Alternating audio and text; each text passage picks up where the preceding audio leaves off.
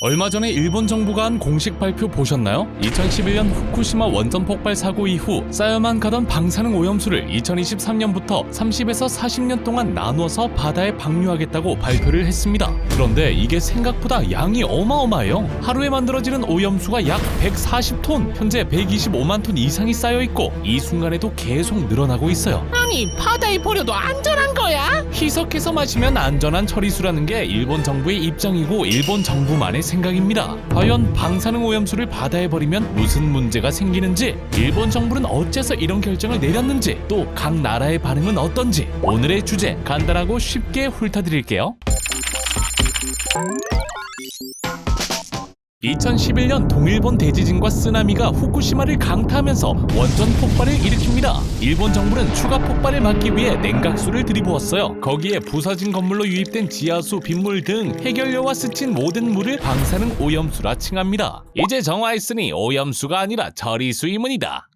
무슨 일본식 조크야? 그만큼 안전하다, 우리가 안전하게 처리했으니 걱정하지 말라고 어필을 하고 있는 거예요. 그런데 정말로 안전할까요? 방사능 물질이 뭐길래 위험할까? 쉽게 설명하면 끊임없이 사방에 작은 총알을 발사하는 물질인데, 무작위로 발사된 총알이 세포나 DNA를 뚫고 지나가면 신체 조직이 괴사하거나 돌연변이가 발생할 수 있어 위험한 거죠. 2020년 후쿠시마 오염수에서 탄소 일사가 발견됩니다. 그게 뭔데? 이 녀석도 방사선을 방출하는 물질인데 반감기가 무려 5370년이나 돼요. 반감기가 길면 안 좋아? 반감기는 물질의 양이 반으로 줄어들 때까지 걸리는 시간을 말하는데, 여기서 중요한 건 물질이 줄어들 때 방사선을 방출하면서 줄어든다는 것. 5730년이 넘는 기간 동안 계속 방사선이 뿜어져 나온다는 이야기. 이런 물질을 바다에 방류하면 5730년을 넘게 방사선의 영향을 받아야 하는 거죠.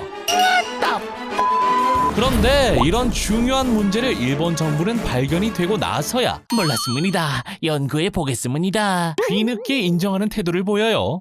이건 무슨 숙제 검사야?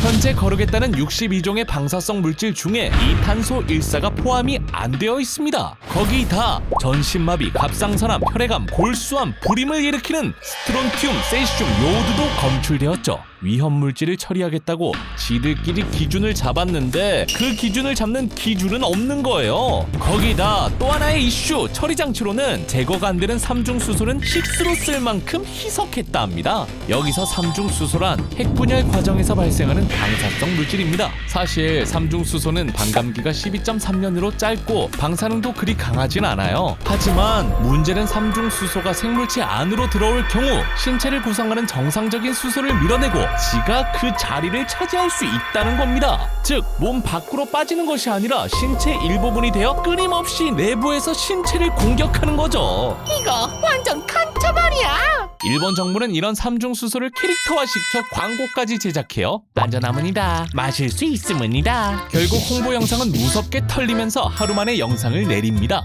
사람들도 믿지 않았거든. 투명하게 다 까서 보여줘도 모자랄 판에 일본 정부는 속이는 게 너무 많았어요. 이렇게 방사성 물질로 범벅된 오염수를 바다에 방류한다? 해류를 통해 7개월이면 제주도에 도달한다고 해요. 우리 식탁 위에 오염된 수산물이 올라올 수도 있는 겁니다. 실제로 체르노빌 원전 사고로 인한 방사성 물질 피폭 사례 중 음식물을 통한 게 80에서 90%라 해요. 자, 그럼 이렇게 위험천만한 방사능 오염수를 주변 나라의 원성을 사면서까지 바다에 방류하려는 이유가 뭘까? 결국 돈입니다. 이 방법이 방사능 오염수를 가장 경제적으로 처리할 수 있는 방법이니까. 전기 분해, 지하 저장, 지층 주입 등 다른 방법은 기술적으로 실현이 어렵다는 이유로 기각해요. 그렇다면 이 방류를 막을 방법은 없나? 국제법으로 막을 수 있지 않냐? 막을 수 있었으면 이 영상 안 만들었겠지. 고준위 폐기물에 있어서는 해양 투기가 금지되어 있는 반면 중저준위 폐기물은 국제 규약이 느슨하다고 해요. 게다가 삼중수소에 대한 연구가 확증 단계가 아니라는 이유로 일본 정부는 빈틈을 치고 들어온 거예요. 사실 일본 정부는 오염수 해양 방류에 대해 전부터 찔끔찔끔 간을 봤었는데 어민단체의 강한 반발로 보류될 만큼 일본 국민들도 반대를 하고 있어요. 국제사회가 한 목소리를 내야 되는 시점인데 중국은 땅 크기만큼 큰 목소리를 내주고 있죠.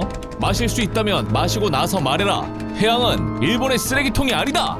반면 미국은 국제안전 기준에 부합하다며 일본의 방류 결정을 지지하고 나섰고 국제원자력기구 IAEA 사무총장조차 일본 편을 듭니다. 전임이 일본인이었던 걸 생각하면 어떤 무언가 어둠의 손길이 있지 않을까. 아는 척하는 사람 아척사. 이제는 동부아시아 정부의 외교적인 압박이 아닌 이상 일본의 오염수 방류를 막기가 힘들어진 상황입니다. 아이러니한 사실은 러시아의 체르노빌 원전 사고 당시 오염수 방류를 가장 적극적으로 반대한 게 일본이라는 사실입니다. 내로남불 오지네. 결국 러시아는 오염수 방류를 자체적으로 막았지만 일본은 어떻게 대처할지 잘 지켜봐야겠습니다. 지금까지 아는 척하는 사람이었습니다.